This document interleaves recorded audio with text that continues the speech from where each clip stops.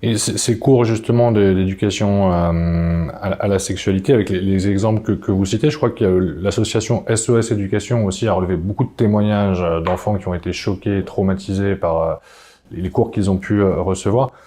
Euh, Quelles sont les conséquences sur la psyché d'un enfant, sur son développement ensuite émotionnel, intellectuel, quand son psychisme a été effracté par justement des dessins ou des scènes choquantes?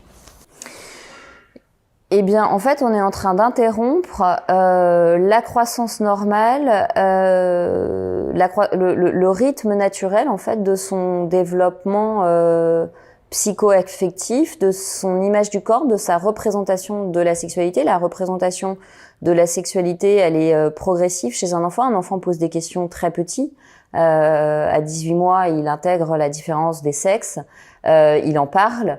Il y a une période d'ailleurs où c'est très présent dans son discours, où le petit garçon va répéter à sa maman qu'elle a pas de zizi, etc. Et puis ensuite, il aura des théories sexuelles sur l'origine de l'enfant, etc. Et il est évident que là, c'est très important qu'on laisse place à l'imaginaire de l'enfant, parce que les images que son cerveau va produire sont les images qui correspondent à son stade de maturité. Si vous lui plaquez une image quasi pornographique, vous faites effraction. Vous l'excitez au sens où vous faites rentrer dans son cerveau quelque chose qui, comme si vous faisiez manger à un enfant qui n'a pas encore de dents, un morceau de viande qui n'a pas été mouliné.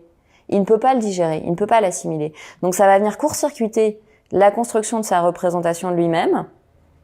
Et donc ça va au contraire le rendre vulnérable à ce que n'importe quel adulte mal intentionné pourra lui raconter.